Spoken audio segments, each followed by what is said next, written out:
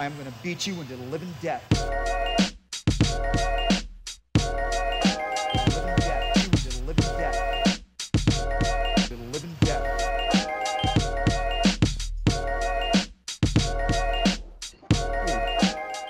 Welcome to this week's edition of the Living Death Show. I am your ad hoc host, Ben Duffy. With me, as always, is Jay Petrie, associate editor of Sherdog.com. Notably missing right now is Ant Walker, our usual host. He's currently distracted with some landlord/slumlord duties. He will join us when and if he can, and when he does, you'll be the first to know because this screen will quickly rejigger itself. But in the meanwhile, there's plenty to talk about. Certainly, if you followed the storylines leading into and out of UFC 275, specifically as regard the man who's sitting either to my left or my right. I don't know how Skype's going to spit it out, but for once, Jay, the intrepid newsman, was kind of in the eye of the storm. We will certainly get to that, but let's start with the main event of UFC 275. Alexander Volkov knocked out Jairzinho Rozenstruik late in the first round. Standing TKO. Some people weren't happy about the stoppage. Jay, where do you weigh in on Herb Dean's intervention? Did you ever play those old UFC games on PlayStation 2? Like the Undisputed games? Not before they went to UFC, whatever they are on the PS4, like the old school ones. Yes. Do you remember the finishing sequence that would always seem to happen when you just hit a guy right and their mouthpiece would go flying away, and that was the moment you know you won the fight, was that the mouthpiece went flying? Yes. That felt like this fight, except for there was a little bit more damage going. I'm fine with the stoppage. We have taken Herb Dean to task before, and for good reason. But I took no issue with how he interacted in this particular situation. Not just because they were heavyweights and because he had Alexander Volkov had knocked Jairzinho Rozenstruik's block off and mouthpiece off as well. It was the kind of situation where Rozenstruik was only on his feet because there was a fence right behind him. I felt like you saw his knees weak, his arms heavy. There was vomit on his sweater already, mom spaghetti. It was a real tough situation for Rozenstruik, and it was going to get ugly. But the reason why I'm most okay with the stoppage is because his mouthpiece was gone. And I feel like Rozenstruik and Rozenstruik's dentist, or maybe the UFC's emergency 24/7 dentist, because they have an emergency 24/7 cosmetic surgeon, the person that fixed Jessica Penne at that time. So they have a dentist on retainer, and so that person. I see what you did there. I didn't mean to. Need to send Herb Dean a very thankful card, because it would have gotten really, really badly otherwise. Like Devin Clark bad, like Anthony Smith bad. Okay, I'm totally with you on this one. I talked about it with my co-host Keith Schillen on the Sherdog recap, and he uses an analogy that I think he picked up from Mike Heck, who's now at MMA Fighting, but a pendulum, where there's a range of what's kind of an acceptable stoppage. Yep. And he was like, this was maybe on the slightly early side of the acceptable range, but nothing that anybody should be complaining about. I agreed. And I agree with you, because normally I'm leery of standing stoppages, unless it's obvious that the dude's out and he's only up because the fence is there and his knees are locked or something. Yeah. But the thing that changed it for me was the mouthpiece being out, because all of a sudden, just let the guy take 3 or 4 more shots is a different proposition entirely. Oh, yeah. So yeah, agreed with you there. This perfectly acceptable stoppage for me. You always have to ask what would have happened in the next 5 seconds. Rozenstruik's back is turned. He's like slumping. Yeah. Nothing good was happening in that 5 seconds. Well, okay, maybe I'm missing it. I honestly, when I saw the kerfuffle about it, I didn't understand why people were so up in arms. Is it because it's a main event? Is it because I don't think there's like a big fandom from Rozenstruik to be like, oh, the injusticia or whatever. I don't think it was like that. But I heard a movement and I was like, where's this coming from? Is it just that we don't have scores to yell about or open scoring, so we're going to yell about this week? I don't know. Maybe it's people that had money on Rozenstruik. Okay. Maybe it's people that just don't like Volkov and aren't used to seeing finishing ability, especially early finishing ability. Yeah. This was his first round finish since 2016. Sure was. And so they just weren't believing what was before their eyes. I have no idea. I was surprised there was as much discussion about it as there was. You know, I threw a poll about it on the Sherdog front page afterwards, mostly just because I was surprised at how many people seemed to be up in arms about it. But it came in about 2-1 that people were fine with the stoppage. Okay, good. Moving on from there, all due respect to the good, the bad, and the controversial from UFC 275, the guy that probably showed out the most was Movsar Evloev, who frankly dominated Dan Ige in all phases in their 3-round fight. He's probably going to be the number 10 featherweight this week in the UFC rankings. In fact, I see that he is. He's now, also yes. the number 10 featherweight in the Sherdog rankings. Let's do a little thought exercise here. Okay. I'm going to start calling out names from the UFC, but the UFC featherweight top 15. Sure. Yeah, you just tell me off the cuff, would you favor Movsar Evloev over them tomorrow? So All it's right? like the game on Price is Right, where the little climber is going up the mountain, up, up, up, up, up, up, up. Don't go too far. Oh, you will off the edge. That is The Max exactly right. Holloway edge. All right, starting off, a fight that they actually tried to make. Number 15, Ilia Topuria. I think that's one of his toughest fights, other than Bryce Mitchell, in that low range, just because of the grappling that he presents on the No wishy-washy. Do you favor Evloev? Minus 135. All right. Number 14, Shane Burgos. Unfortunately, poor Shane Burgos would get that fight because the UFC seems to hate this man. Yes. Number 13, Edson Barboza. Given what we saw what Bryce Mitchell did to him, oh, yes, very much so. Number 12, Sadiq Youssef.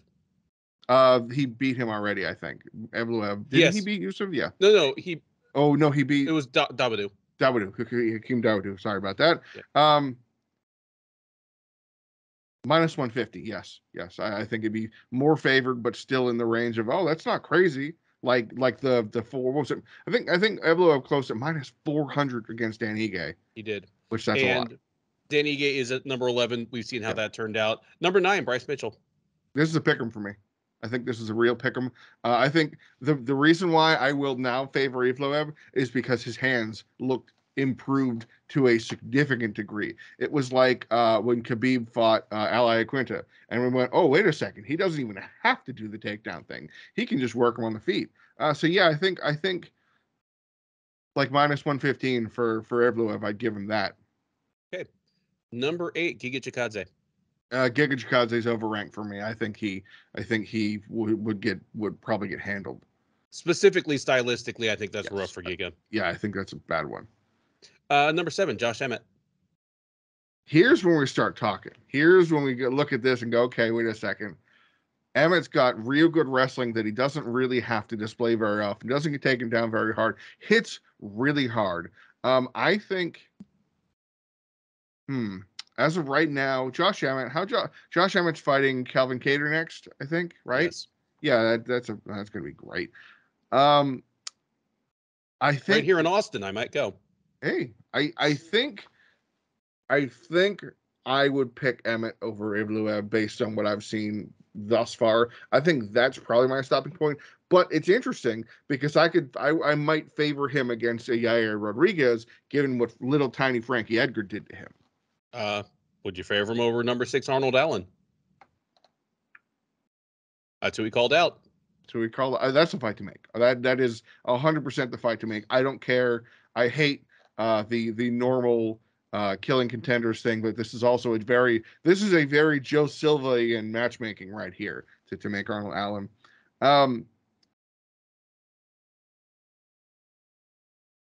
Excuse me 1 second. I need to find a quarter and decide right here. All right, you're saying that this one is I'm going for Evloev by the head. Number 5, Chan Sung, Korean Zombie Jung.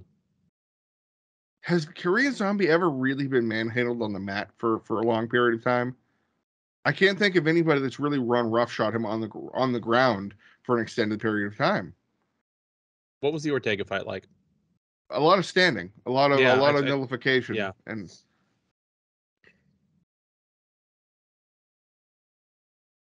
Korean Zombie, I think he hits too hard. I think that's where I'd give him that. And Evloev's going. I still believe Evloev's going to have that rude awakening of I got hit pretty darn hard, and now suddenly I'm desperation wrestling instead of setting up my takedown the way I want to. Number 4, Calvin Kattar hits pretty hard. Yeah, I give it to Kattar. I don't see him getting taken down as easily. But this is the interesting thing about this. If Evloev goes out there and beats Allen, then suddenly my perspective on this changes dramatically as to how high he goes. I think that I favor Kattar against him, and then I feel like Movsar versus Yair Rodriguez to jump ahead to that number 3. I'd give that to Evloev, right? Am I crazy? Max Holloway out wrestled Yair. Come on, am I crazy there? No, I don't think so. I'll jump into speaking for myself. I don't think I'd favor Evloev over Ortega or Holloway. No. Like, I don't think Evloev could spend 3 rounds or 5 rounds grappling with Brian Ortega and not get caught with something. I agree completely. And what about Max? I don't know if it changes for me whether it's a 3-round or a 5-round fight. Like, Holloway's pace and cardio are so good. His output is so incredible that I could see Evloev like winning early rounds against Holloway, and then Holloway just starting to roll downhill on him later in the fight. Like, the takedowns aren't coming as easy. Holloway's hitting him 50 times a round, and Evloev, like, for the first time, actually looks like he's been in a fight at the end of one of his fights. I feel like Max is in that precarious position where he's never going to get a 3-rounder unless he loses like 5 in a row. Like, he's going to be posted up in main events or those kinds of situations where he's going to be doing that. I think I'm going to favor him against Volkanovski, so that means he'll maybe have that title a little longer. But I don't want to get derailed there. Who do you disagree? Would you go with Allen? Would you go with Emmett against Evloev? I mean, where's your cutoff point right there? I fall pretty much on the same side as you on most of these, except that I would favor Arnold against Evloev more strongly than I think you would, and I would favor Evloev over Mitchell more than it sounds like you would. I think Evloev could use wrestling in reverse and just keep the fight standing against Mitchell and would be much better than him there. Yeah. Well, it's like, we see so many times the really great wrestler and the really great grappler. They tend to go and be like, we're going to kickbox this thing. I mean, we obviously think of funny examples like Askar and Maya for a little while, that kind of situation. I could see that. But I think when I think of Mitchell, I think it's maybe I'm still overranking him because of that twister. Because I feel like you're just kind of sticking your head in the mouth of a lion when you go on the ground with Bryce Mitchell. Agreed. And what's changed for me is that he's gotten better at getting the fight there, even when his opponent doesn't want it. Yeah. That's a good point. Against people like Fili and Barboza. Yes. Just Evloev is on a different level than those guys in terms of both offensive and defensive wrestling. Mm-hmm. All right, let's move on from that to, I can't say the people's main event, but the people's topic on the Living Death show. Askar Mozharov, certainly the most talked about 500 fighter in the sport in quite some time. Anybody who watched our show last week, anybody who paid any kind of close attention to what happened to UFC 275 knows that Askar Mozharov set a modern day MMA record by picking up 7 losses in 10 days. Which by the way, that is my stat of the week this week is the number 6. Is that Askar Mozharov suffered 6 professional losses in the span of this week. Oh, I'm sorry that I didn't tee that up. Not at all. I was kind of waiting for it to bring it up here. So no, it's perfect. So obviously Mozharov came in prospect out of the CIS, signed over a year ago, finally makes his debut, and the Sherdog Fight Finder, thanks to the work of Jay, thanks to Rob Sargent, our indefatigable Asia correspondent, started digging into his record and found that he was not in fact 25-7, but 19-12. Was that what he landed at? That was our final call. Yeah, ended up at 19-12. It may still get worse, and the mechanics behind it he had been attempting to offload losses onto either real other fighters or made up other fighters. He had been trying to claim victories that hadn't really happened, just literally fights that did not take place at all. Once we dug a little further in, several of his opponents admitted fully to just giving the guy walkovers, which happens to some extent or other in these, feeder promotions in unregulated areas, but egregious in his situation. It got to the point where, Tapology caught up, the UFC's own record keeping caught up. Mozharov was asked about it during fight week and got a bit defensive. Dios said on the mic and made social media posts that people just had personal vendettas against him.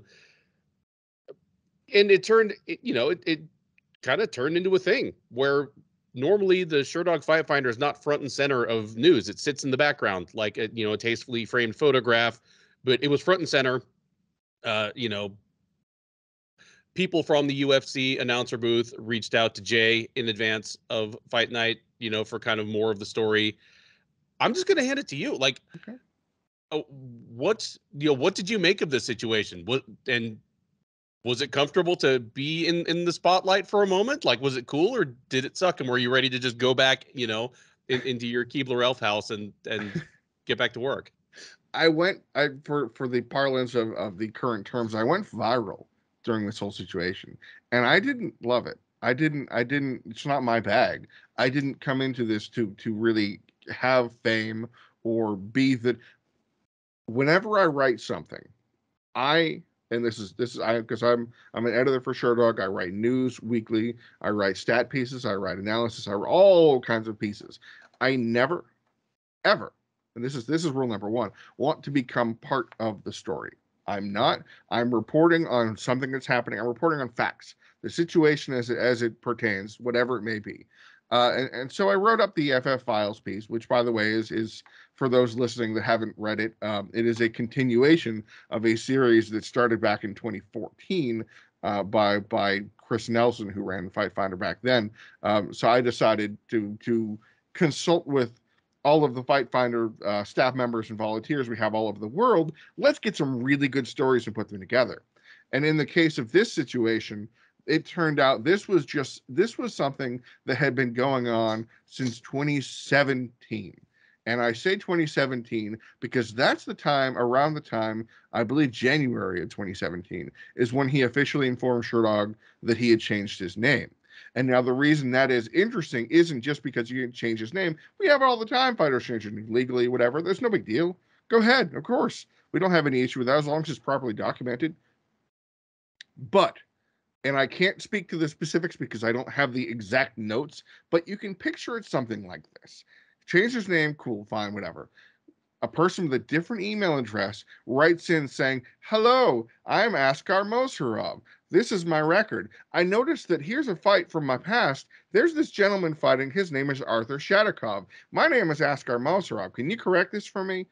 Very innocuous sounding, sweet. You catch a person at the right time. You can see how that could easily be like, oh, of course. Oh my gosh, how do we mess that up? Or whatever it may have transpired to that situation. Such that the Sherdog record for him, the Sherdog record was 21-8.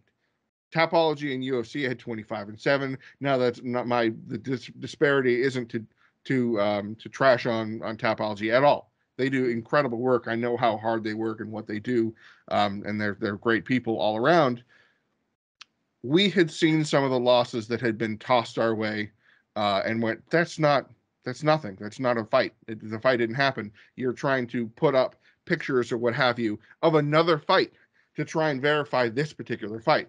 Or try and say, here's a picture of MMC. I fought at this MMC. MMC is called Mung Mung Championship. Well, no, it's not. There's no such thing as Mung Mung Championship. There never has been, and there probably will be now, but there's no Mung Mung Championship. It's Mars Martial Championship, which it sounds like is more of a entertainment type of paying attention, taking pictures, documenting, that kind of thing, than necessarily an active, current, non-ongoing fight league. So we had 4 fewer wins that we couldn't verify, and an additional loss to a fighter named Fan Rong in 2016 for an event called the Legend King Championship. And this is the big one that started the whole that started this current iteration of the investigation, because Askar Mozharov personally, this isn't on Fight Finder from Sergei Alexeyev, who was the guy who wrote and claimed that Askar threw fights when he was younger. That's a whole different topic. Askar personally contacted one of the Fight Finder's staff members' private Facebook accounts demanding this loss to Fan Rong be removed. This was May 24th. This wasn't years ago. This wasn't a whole situation when he got signed to the UFC. This was less than 2 weeks before his fight in the UFC. He personally, on a Facebook of like 800 or 1,000 friends or whatever. This isn't a 300,000 follower page. This is a personal page. Reached out to one of our guys demanding this is wrong. Well, here's the thing. We have the poster of the fight card, which shows Rong versus Askarov. We have all of the disputed information, the fake posters that are posted on the article. And we have that thing. It's the video of the actual fight itself, which very clearly shows Fan Rong versus Askar Mozharov. So in no situation is this accurate that he's trying to say he didn't fight, he didn't lose in 79 seconds by rear naked choke. So it's all documented. It's all there. Legend King Champion is stamped all over the cage. Announcers are clear. He's a pretty distinct individual. For those who have not seen him for some reason yet, neck tats, giant shoulder tattoo with a lot of different colors on it. Very distinct person. You're not going to mix him up for some other guy on the street. So this was less than 2 weeks before his fight. This prompted an investigation into his record, because we said, okay, he is actively trying to remove losses. We need to investigate the wins he has and the losses he doesn't have, and make sure that there's nothing missing when we come in, because there's a discrepancy between Sherdog and Tapology. We'd like to figure out why. And in this case, Sherdog had done different research and received different information, whatever it may be. And I'll jump in here and say Please. that, same as you, like, I love Tapology. I use Tapology, Oh, sure. But, and a lot of the times, if there's a fighter coming out of a regional scene and they have like a more extensive record on Tapology than the Sherdog, it's most often because we haven't caught up yet. Yeah. Like, they have more volunteers in that part of the world, and Sure. they have stuff on record that we don't yet.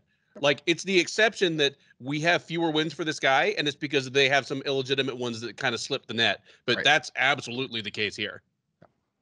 And it turned to this degree that we had to investigate everything that happened. And what we as this Fight Finder, this is multiple Fight Finder staff members. I won't out any of the ones that haven't been named so far, because there's a lot of things that happen behind the scenes, and we don't want to put them at risk in any way, because there are. I mean, if those of you who recall a certain FF Files piece a couple months ago called a matter of life or death, somebody tried to, or claimed they wanted to put a bullet in my head. So I don't want to expose any of our staff members. By the way, I found that guy's social media page in St. Petersburg, and he's just some goofball programmer. He's not going to, an international spy who's going to gun me down or poison me with an umbrella, like I referenced in the piece. That we went individually, line by line, through his record to find, okay, let's find these wins, let's find these losses, let's verify everything. And we did some digging, and there were a few wins. I mean, as you recall, audience, I said he was 21-8. Now he's 19-12, 19-13 after his loss. Well, the two additional wins were reported from some tournament that he competed at.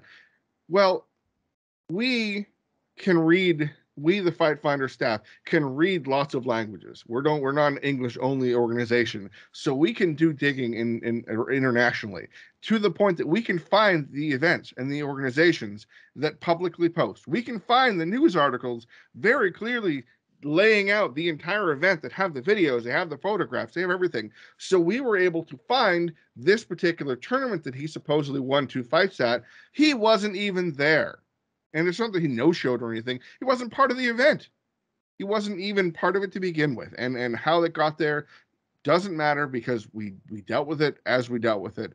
However, whenever long ago it happened, it happened, and we were able to rectify that. And we were able to also identify multiple losses early in his career that were billed under Arthur Shadkov,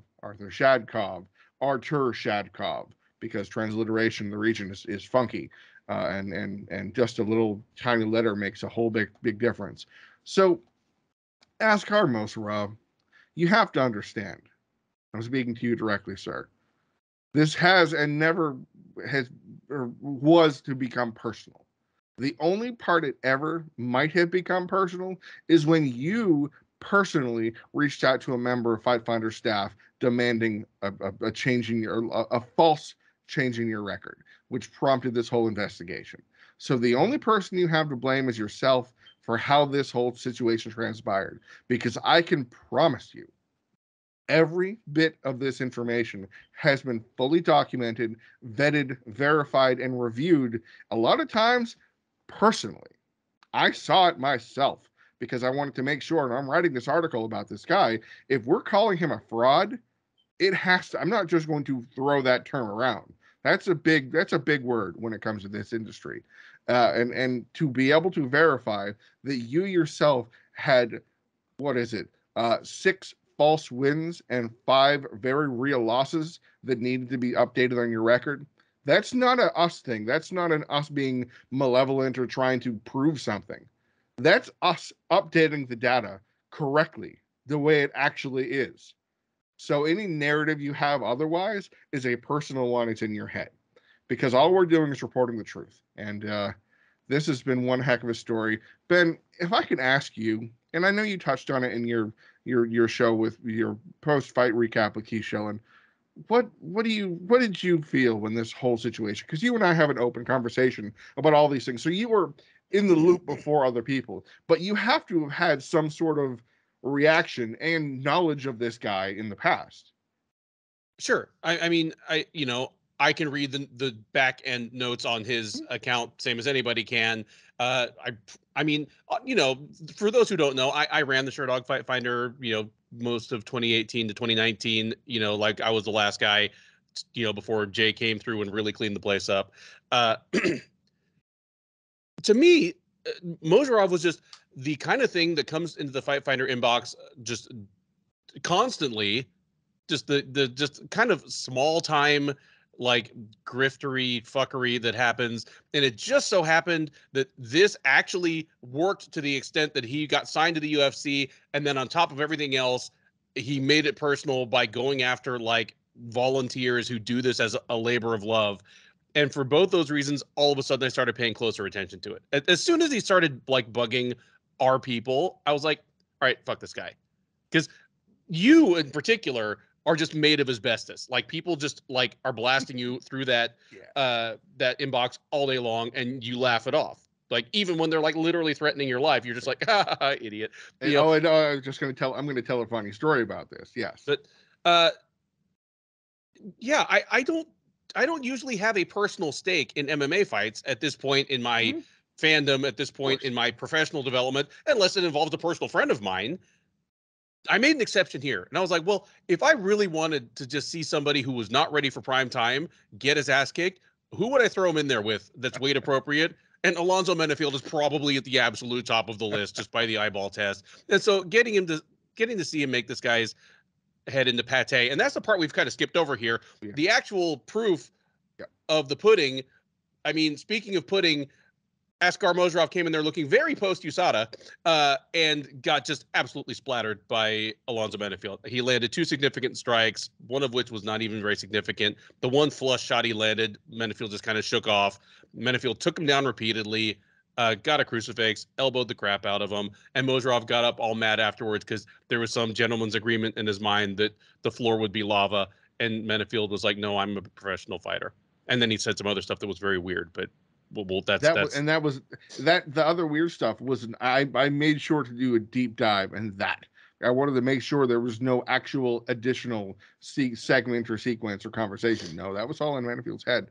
Yep. The elbows that Menafield landed at the end were literally face rearranging elbows. Like this is you could see his Mozarov's skull start to weaken on impact. Like Mozharov got up, his cheekbone looked like his deltoids had 6 months before. That is to say, unnaturally swollen. So yeah, bad night at the office for what I can only hope is the one and done Askar Mozharov. And you know, the thing, okay, there's if I may, there's a last little takeaway. Again, this has never been a personal situation. Even if Mozharov comes at me and yells at me and curses my name, like he posted on Instagram his stories, so it's already gone, but I have a screenshot of it, so it's not gone forever. Where he just mentioned Sherdog. He didn't curse my name from the rooftops and get ready to track me down from Miami to wherever I am in Buffalo, New York, or wherever I may be at this certain time. It's the reaction from everybody in the MMA community was very harsh to a degree I didn't for some reason expect. That like his Instagram is littered with all kinds of harsh, horrible, mean, cruel things to say, and I don't agree with any of them except for the fraudulent, factual allegations that I've made. Like I don't view him as a bad person as a human, or in what he's done, or his achievements, or the wins he actually has. Even the wins that are suspect, like the spinning hook kick that hit the guy in the ear and he went flying to the wall, which was a little bit worse than Walt Harris or Alexei Oleinik with the kick that went bounced out the ear lobe, and it was a whole situation. I don't have any feelings of that matter, but I know one of the most hurtful things isn't the loss or the cut. It's his interaction with Oleg, UFC legend, pioneer, whatever you want to call him, Oleg Taktarov. Because Oleg, as you know, was in attendance, cornering multiple fighters at this event, and everybody was happy to see him. Oh, Oleg! Oh, yeah! Oh my gosh, I haven't seen him in a while. Oleg and Tiki Gosin in the most unorthodox corner you'll ever see, ever in the ever history of ever, and it kind of worked almost, except for Rozenstruik. But that's not the point. That Oleg did an interview with a Russian YouTube channel, partially sports news, whatever, called Usha Taika, and this is a transcription that was, Google Translate of what essentially he said. That Oleg said about Askar Mozharov. Quote, Askar doesn't need to compete in MMA. I don't know how he got into the UFC. I saw him training before the tournament. He asked me to show him some kind of technique, and we wrestled a little bit. And I see that this guy is not from this environment. He doesn't need to do this sport at all. He still has a lot of work to do, just not enough time. I have many friends in Ukraine. I know many Ukrainian fighters, very strong fighters. I know the level of Ukrainian fighters. At such a moment, it is not entirely ethical to put a weak fighter into a fight. There are a million guys there who could show a very good fight, a good fight. Mozharov could have taken up other activities. So in this, Taktarov said that he came up to him and said, "Hey, can you teach me a thing?" As a clearly hero worship type of situation. For then Taktarov to say he didn't have any business in the cage right there. Man, go home. Go home, Askar. There are more important things for you to take care of. I mean, I am preparing, to do a set of anti-year-end awards, as like a series of columns at the end of this year. And I did not think Dean Barry was going to get bumped from like worst debut in a high-level promotion, but like he might have got bumped to second place by Askar Mozharov. Did you see the news about Dean Barry this weekend? Dean Barry went to Titan FC, went back down, and he was going to fight somebody, and he missed weight very, very badly to the point that his kidneys shut down and and pulled out of the fight. So Dean Barry is not making it easy on himself to make a good story going forward of himself. Well, I guess my days of making money off Dean Barry are over. Shall we move on? Have we said our piece about Askar Mozharov, and hopefully don't need to talk about him again? I think he probably won't come up in a conversation again until the only thing I want to ask you last, and this is probably a yes or no type of thing, is this whole debacle a story of the year type candidate, or is it just so isolated and niche about one fighter and one event that it wouldn't quite qualify for that big of a story? I think of story of the year things, just speaking of someone, this is my Sure. 5th year on Sherdog staff, as either something that defines a whole year, like COVID, or a single event that's so overwhelming that it ripples through the whole sport, like Connor throwing the loading dolly Right. through the window. Yeah. This is neither of those. Like, because Exactly. this really only nuked one man's week. Like, he really, when all was said and done, he only ruined his own day, Like, even Menefield was presumably happy by the end of the evening, even if he was extremely angry earlier. So, yeah, I think of this as just a weird aberration. And for those who are just like, holy shit, how did this happen? Just understand that it is a glimpse into what Jay, and to a lesser extent I, see every day. Every day. Like there are 500 other fighters like him in Russia, China, former Soviet republics. Not as much Brazil. Brazil's too well regulated and has too much of an MMA culture. You can't get away with this. If you want to do this in Brazil, you go to Astra FC and they at least hand you 1 and 3 opponents who are trying. But it's just happening constantly because those promotions, like, their whole lifeblood is offering fighters the chance that the UFC will see you if you win fights in my promotion. So yeah, like this is every day at the Sherdog Fight Finder. It's just so rare that it pops up on the main radar of the sport. It is incredibly rare to at the major level, and also the level, like 6 wins and 5 losses is a campaign. That's why I phrase it as such. It was a campaign waged to modify and alter, and that's what made this thing special and unusual truly shocking, because this is something that's been going on for 5 years now. And you know what? It's time to put that story to bed. I would like to move on, if I could, right here, and ask the next set of questions. I hope you don't mind. Hit me. I obviously we have the timer that Ant would run, but we're just going to go on the buddy system, the honor system. I haven't gone over the timer in months. I have, and I will be sure to do so again. I know we talked about earlier, we're going to do the quick hit segment, ladies and gentlemen, where we have 30 seconds or less, or probably like 45 to 90 seconds, depending on how long we feel like talking, about a handful of topics that we feel like merit some discussion. And the first question I'll ask you, Ben, you talked about Movsar Evloev and how impressive he looked against Dan Ige, but obviously it takes 2 to tango. Dan Ige has lost his last 3 fights in a row. Have we seen the ceiling of Dan Ige? I think we have, and that's not a bad thing. Dan Ige, I think, may be what he is right now. A consistently exciting fighter who can jump up and snag a top 10 fighter from time to time, but is going to hit a ceiling against the very best of the best. But if that's the case, that makes you the featherweight Donald Cerrone or Matt Brown. That's not a bad thing to be. And I'm never going to say never in a UFC where Glover Teixeira and Charles Oliveira are UFC champs. But if Dan Ige just does this for another 4 or 5 years, 15 fights, picks up a ton of bonuses, is that a bad thing? Go Dan Ige. Yeah, man. 50K. Pick up those 50Ks. It's a perfect nickname for the guy now. Do you want to ask me a question, or do you want me to ask you 2 and then you ask me 2? Ask me 2 and I'll give you the leftovers. All right. Oh, okay.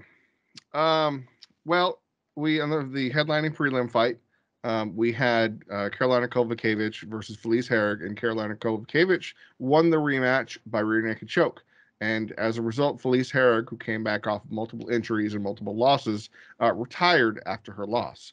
So how will you remember the career of the tough fighter and all of the things she's done since she turned pro in 2009? Top 20 and that whole situation. How will you remember Felice Lil Bulldog Herrig? Oh, man, I'm probably going to have more than 30 seconds on this one. Okay. In the wake of her announcing her retirement, the response from online fans was exactly what you would expect. It was just kind of ugly and misogynistic and insulting, and like everyone either like calling her hot or calling her ugly, or denigrating her accomplishments. So I'm gonna feel terrible that I'm gonna come in right behind and say a bunch of things that basically echo those, but she was just another fighter. Like, she had a higher profile than a lot of fighters of her kind of same skills and accomplishments otherwise would have, because she came in right at the beginning of the division, and all that first cadre of strawweights are going to have a higher profile. They're the inaugural class. She had a distinctive look, and wasn't afraid to leverage it. But in the end, she was a pretty good fighter who seemed deeply conflicted between marketing herself on looks and protesting that she was being marketed on her looks. And I just hope she moves on to something that makes her happy in her next phase, whatever it ends up being. But yeah, she was just another fighter. She's going to go over and fight like Rachel Ostovich in BKFC. Like, this is a follow-up on author asked question. Is this the last we'll really see of her in a combat sport? No, it might not even be the last we see of her in MMA. Fair enough. Yeah, like I would expect us to see her in some kind of combat sport within the next 2 years. Just I don't know whether it'll be MMA or not, because she had been off for a while before this. Yes. But yeah, I mean, BKFC beckons. They can put her in against an Ostovich. They're building. They can bring a Van Zant type back. They're building a real sellable 125-pound division. Like, no kidding. Like, multiple UFC cast outs or legitimate BK fighters like Christine Ferreira is ruling that division. Beck Rawlings is back. They're really trying. So I wouldn't be surprised if we see Paige Van Zandt and Felice Herrig run it back from their 2015 fight. Anyway, Ben, let's not talk about that anymore. I don't want to talk about BKFC in a non-BKFC way. What do you got for questions? All right. Well, speaking of that same fight between Felice Herrig and Karolina Kowalkiewicz, Karolina Kowalkiewicz came back, put in a dominant performance, showed off her ground game for the first time in a long time. Does she have another run in her after changing camps and everything else that she's changed recently? I was incredibly impressed by her whole approach to this situation, because she was on a lengthy losing streak and decided to shake up basically everything that she possibly could. Because she had trained with her husband up at, what was it, Fit Fabric, which was kind of a, not a garage type of team, but it wasn't exactly a big team. She joined former opponent Joanna Jedrzejczyk, and you could tell, when Khalil Roundtree went to Tiger Muay Thai, and you could, that one single performance after changing that camp, you're like, that's it. That training changed how they approach the fight, how they move, how they walk. That was this situation. He changed how Eric Anders walked in that fight. Yeah, no kidding. I mean, Eric Anders barely was able to at the end of it. Kowalkiewicz looked like a different fighter, a improved fighter, and the kind of fighter that even at the age of 36, I think she'll be 37 in a couple months. October. Still, to me, has some life left in her, and that's interesting because she retired after the Yan Xiaonan fight, and then she came back to fight Jessica Penne, got tapped out and retired sort of again, and then did the right thing. Of all the things she could have done, she did exactly the right thing, and this is massive for her. Now, it's a win over Felice Herrig, so I don't know how much that's going to carry her. I think she has a run up towards the top 10 of the division, but a run of the title, I mean, good luck. Dude, well, I mean, if I had been asked this question, my answer would have been no, but neither does anybody else. The 5 women who've held this title are still the top 5 in the division. Yeah. Jedrzejczyk, Zhang, Nama Yunus, Esparza, and Andrade. You tell me, who is going to be the next person to get a title shot that is not one of those 5? If Marina Rodriguez wins like 6 more fights, she might get one. Like, there she's becoming the Leon Edwards of the division right now. And she may well be the next one. Yep.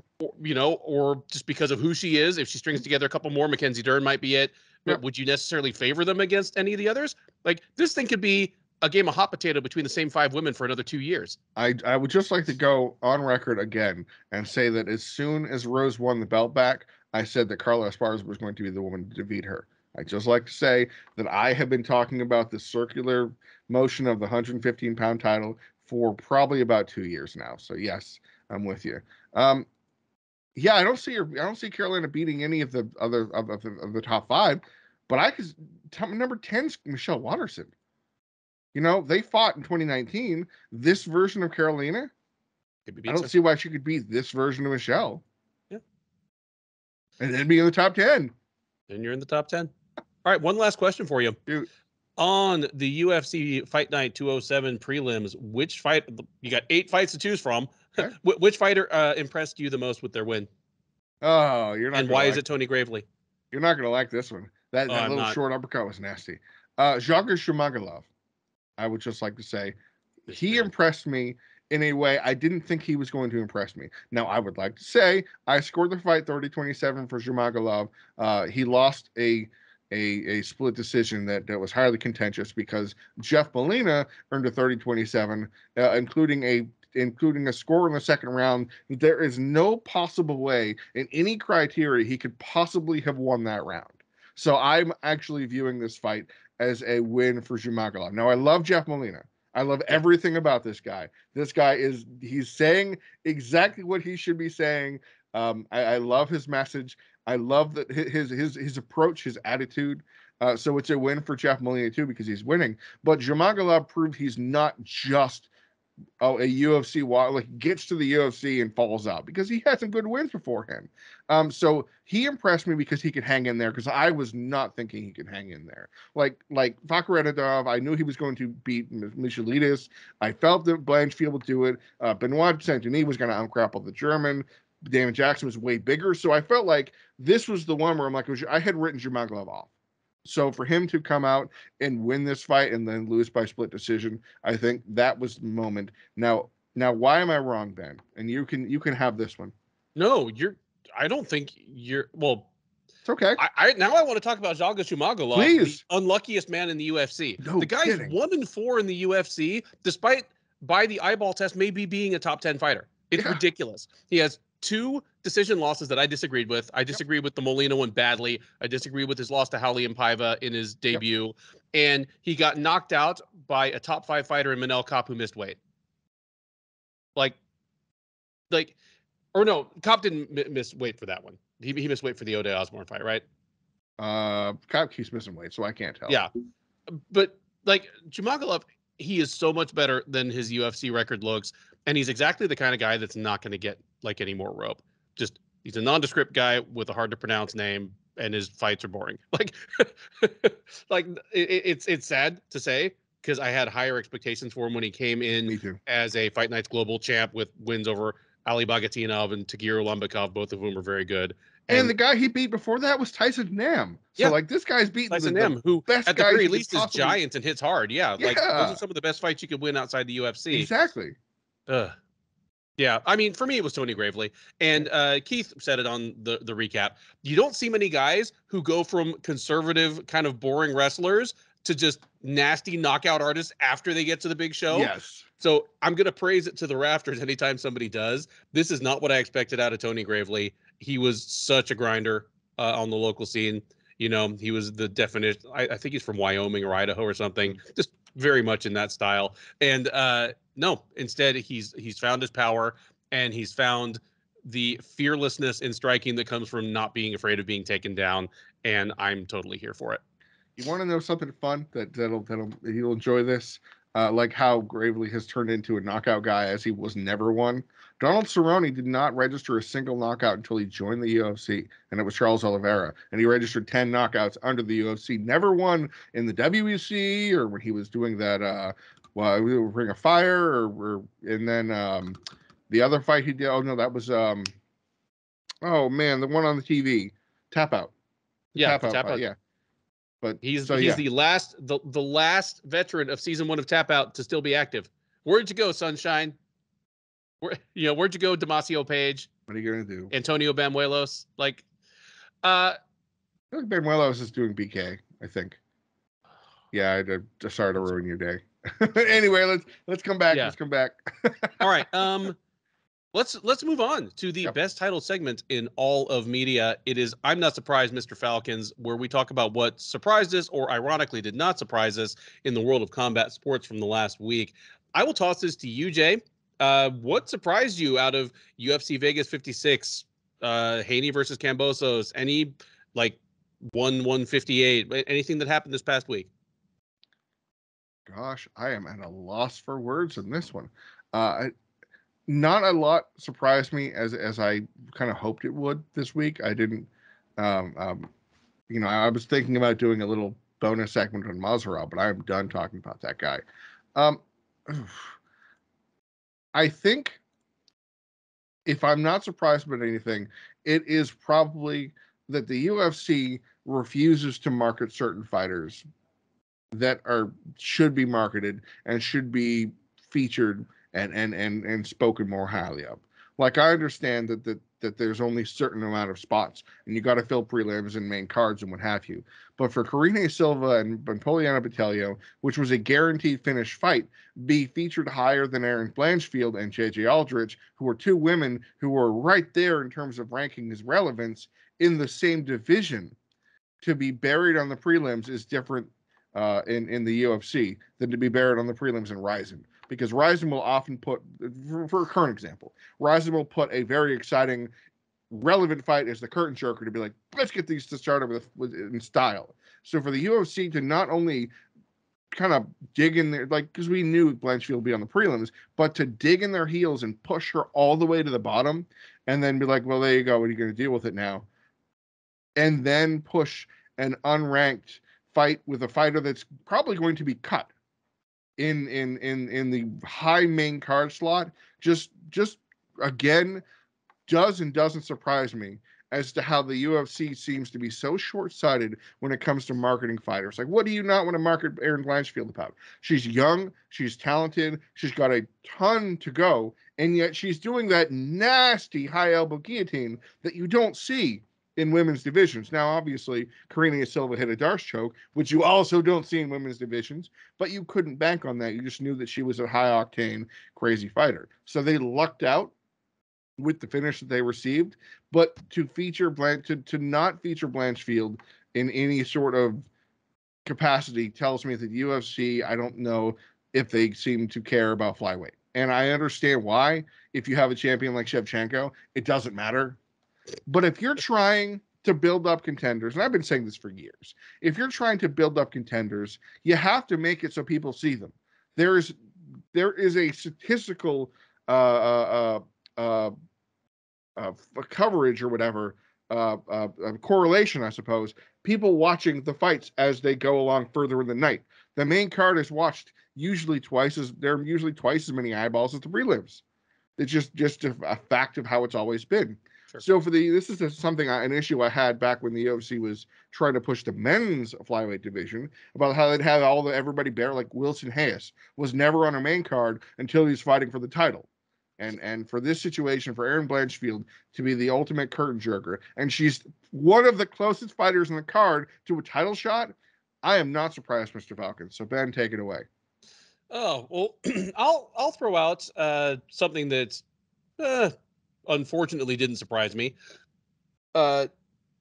We just talked for a moment about Jeff Molina, and however we feel about the decision that he got over Zhalga Zhumagulov, that was his third straight win in the UFC, since joining out of Dana White's Contender Series, where he beat up my little homie, Jacob Silva.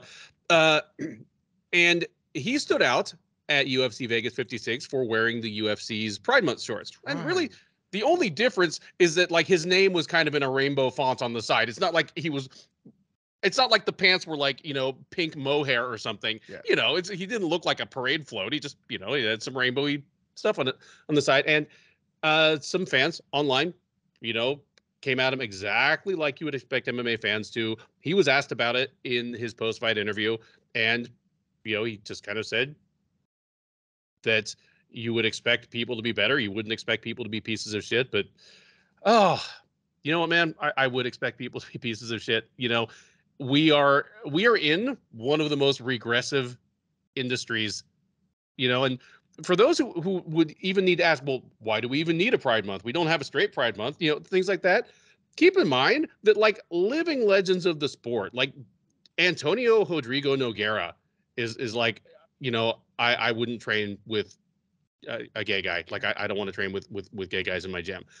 Like, leaving aside the fact that means you have, and they were afraid to tell you, and that is why we need a Pride Month, is so that people who are LGBTQIA+, like, just feel comfortable being themselves in public. like that's why we need a Pride Month, and I'll go a little off script here.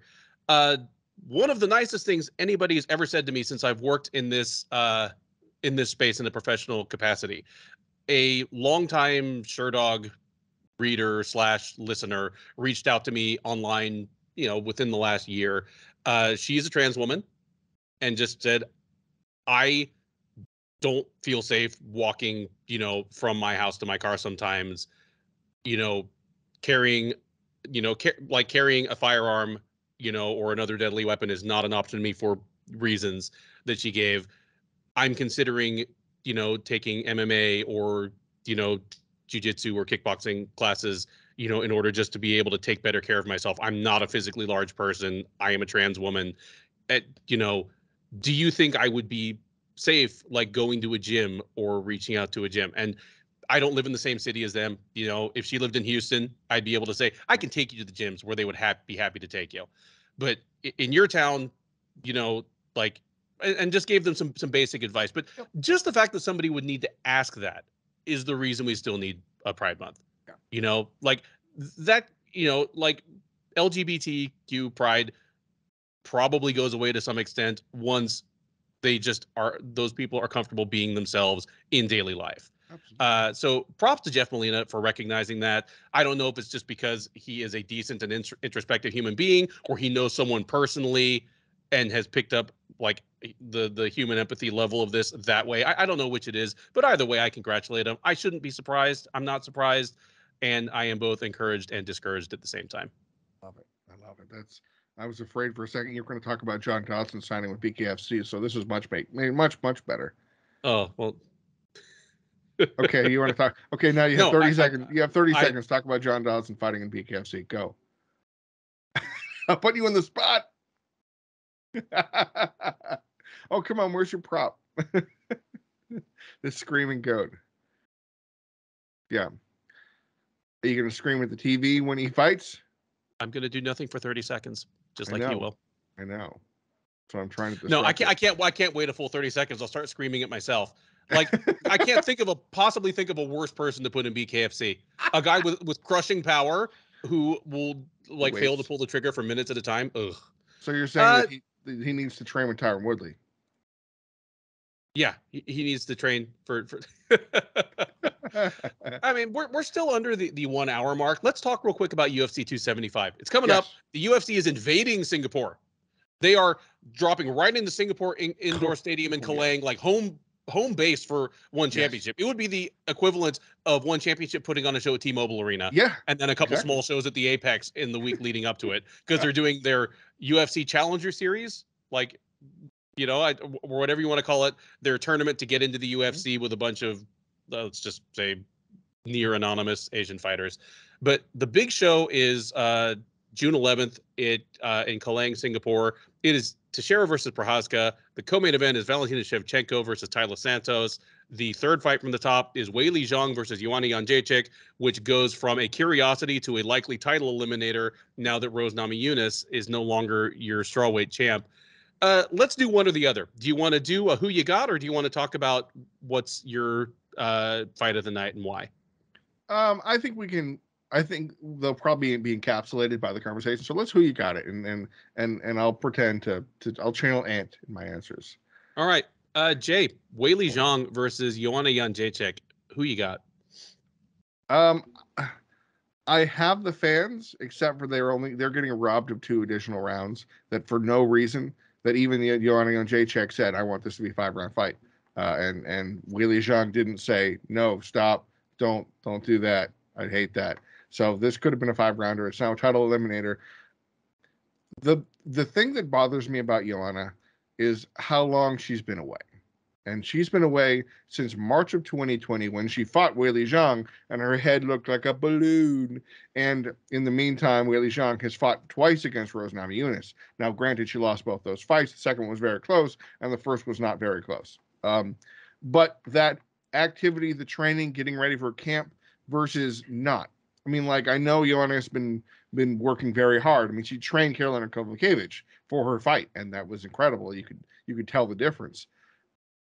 But this layoff is gnarly. This is a layoff. I think it's longer than any in her career by, I don't know, like two, like a factor of two. Like this is a long time away for a fighter who's 34 and I think she'll be 35 this summer. So she's getting there, and Weili Zhang is right in her prime right now. I see nothing that has shown me publicly or whatever that anything will be different in Joanna Jedrzejczyk's approach. And so that leads me to believe, what can Weili Zhang do to win the fight more clearly? And I see by her second fight with Rose and working in takedowns and ground control and grappling and that kind of situation can maybe take a round or two so she doesn't have to just brawl it out. I'm going to go with Weili Zhang by decision, probably one good round to the bank due to her grappling, because Joanna has never really been put on her back for long. But Weili Zhang can hit you in the face and stun you and then take you down. So, and we saw what she did to, this was a long time ago, but what she did to Jessica Aguilar, how she battered her, struck her into the takedowns, and then worked her over that way. So I think I'm going Weili Zhang to win the rematch and then fight Carlos Parza, I guess. I don't know. What do you think? Well, I mean, they're almost the only two of that round robin that have not fought each other That's yet. Correct. So, that's correct. Does your pick change if it's a 5-round fight? Yes, I think it did. I think it would. I don't know why. I think I would lean towards Joanna in a 5-rounder because she would. I don't know. I feel like it would. But she's stuck with it. I'm with you on that. And their first fight was one of the greatest fights of all time. Period. Like Period. you can make the argument that it's the greatest fight ever. Like when I stack it up with like my 5 other greatest fights of all time, it's as rewatchable to me as any of them. Oh, big just time. Because it's so contentious from minute to minute, round to round. Like it has a sort of back and forth narrative that you usually only get in big boxing matches, just because MMA matches aren't long enough. Right. So we really do all lose by losing those 2 extra rounds, because the 2 extra, the 4th and 5th rounds in their first fight were pivotal. They're part of the story. Yep.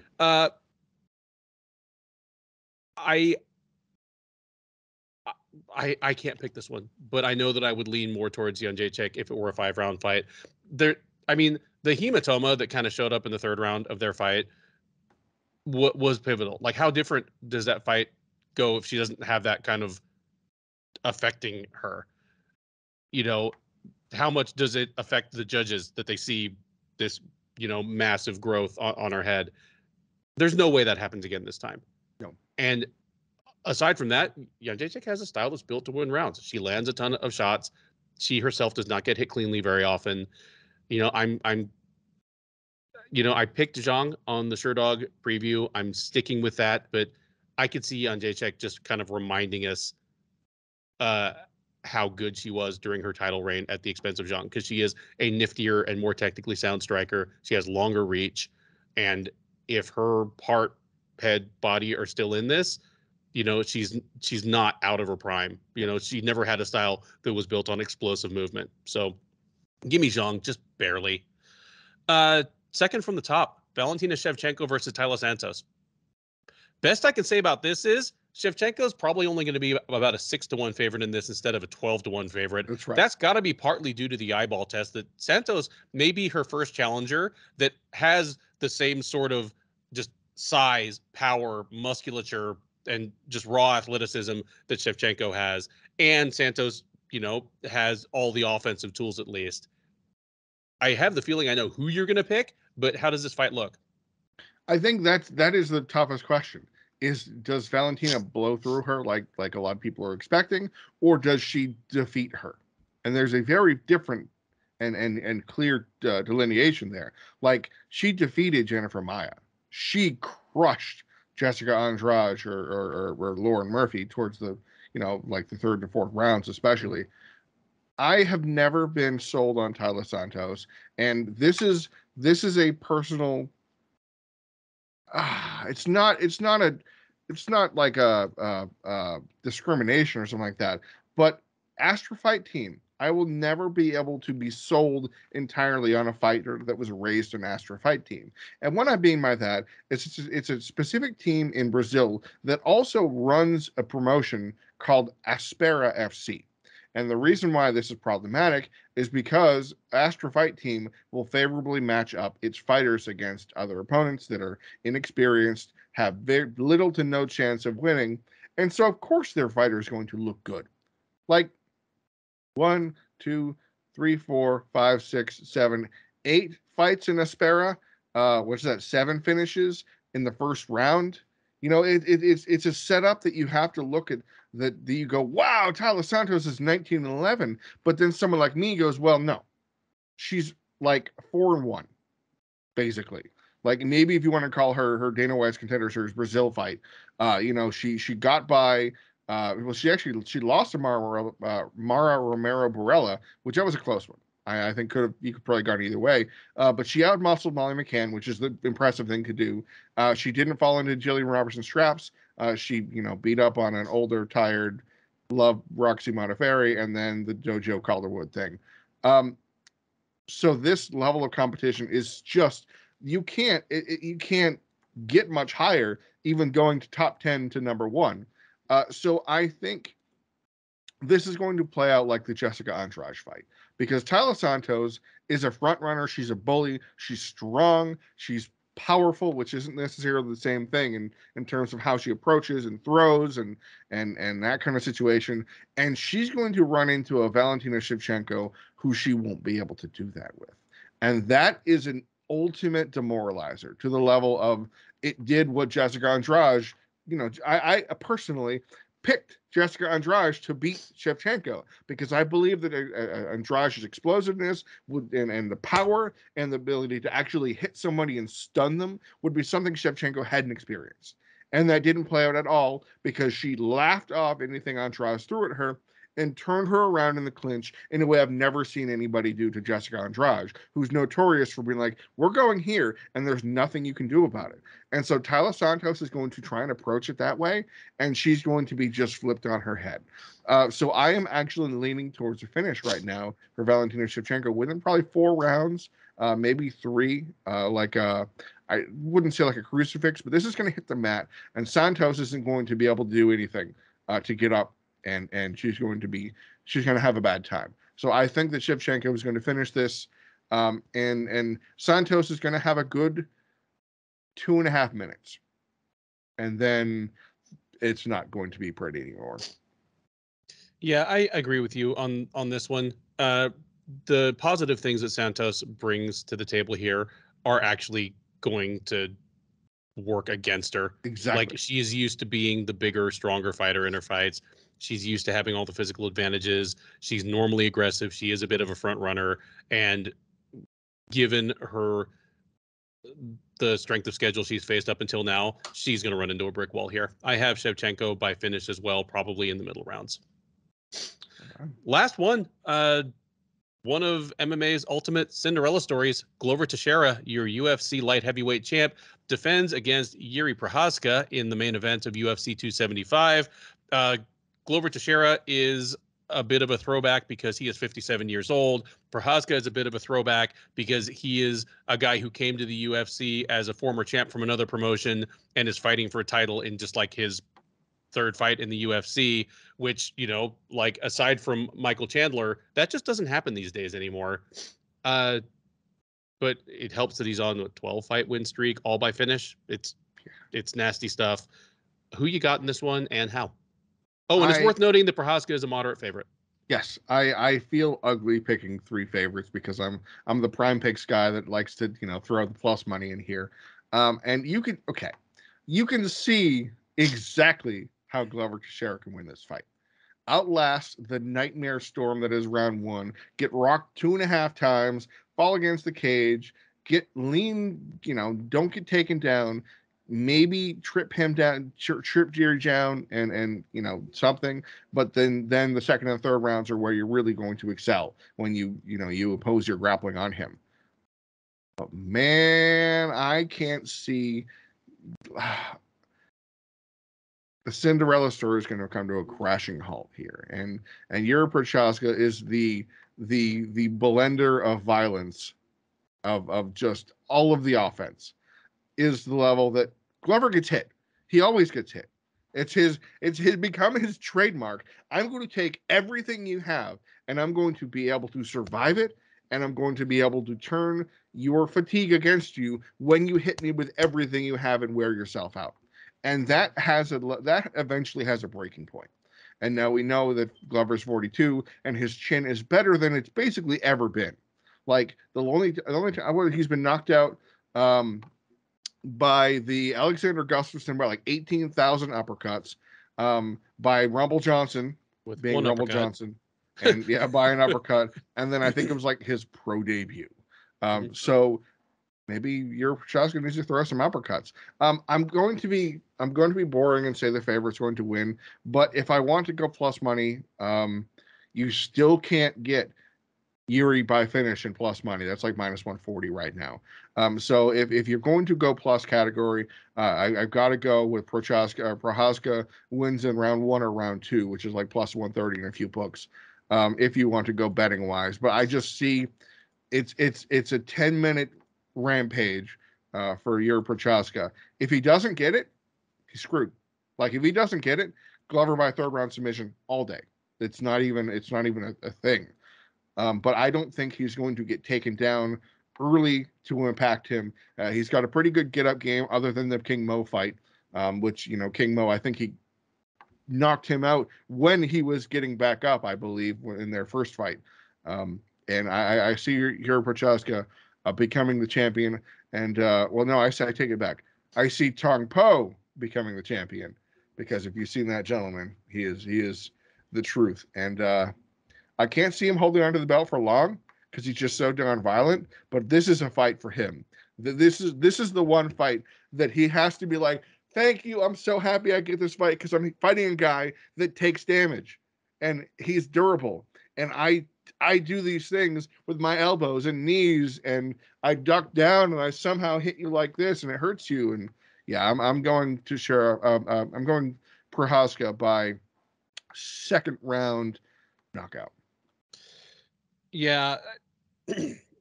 Teixeira, I think we're about to find out why the rope-a-dope is not a viable strategy in MMA, and it's especially not a viable career strategy.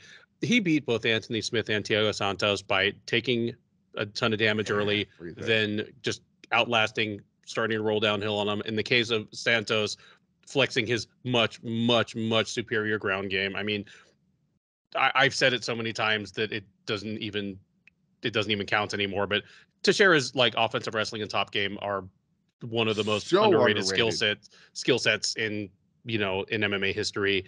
But Prochazka is not the guy to try this against. Jiri Prochazka is what we wish Johnny Walker was. A titanic light heavyweight who's just, his sheer frame presents matchup problems and throws a flurry of unexpected attacks from unexpected angles, all of which have murderous power. The only difference is Jiri Prochazka is good, and Johnny Walker he kind of isn't. If like Teixeira trying to weather round 1 against Jiri Prochazka, I think is gonna end up like going badly for him. And on a specific level, as Teixeira's gotten older, he's gotten into old boxer mode, where he comes out kind of like late stage Rampage. Yep. High guard, shuffles forward, heavy on his front foot, and just that's his approach.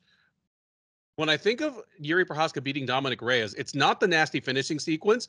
It's that by the end of the first round, Reyes' ribs looked like somebody had been hitting him with a baseball bat.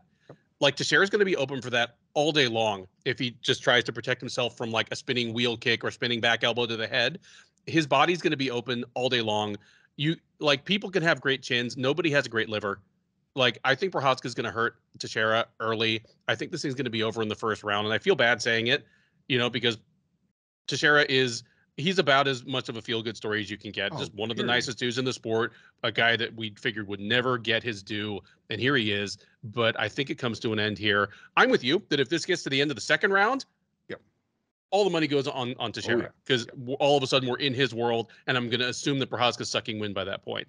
But I don't think we get there. Give me Jiri Prochazka by 1st round TKO. that is it for this episode of the Living Death Show. Ant never did make it to join us. Hopefully you stuck with us the whole time anyway. I've been your host, Ben Duffy, Sherdog.com senior editor. With me has been Jay Petrie, Sherdog.com associate editor. To give you the Ant spiel, before we log off here, like, subscribe, tell a friend, tell that friend to tell 10 more friends. I'm not even going to tell you to stay sexy because, like, I would be a hypocrite. Just look at me. But thank you very much for listening, and we'll catch you next week.